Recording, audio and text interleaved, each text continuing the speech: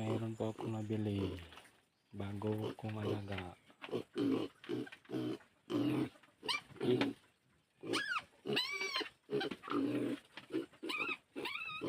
Nagbili ko, akala ko ano guys, malakas kumain, pero pagdating dito ano lang, kaunti lang.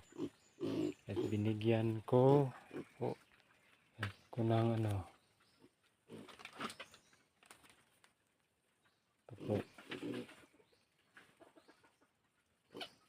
Bitrasin Ultima, pampagana po ng piglets kung may sakit-sakit siya. Ito po, hindi po ito guys.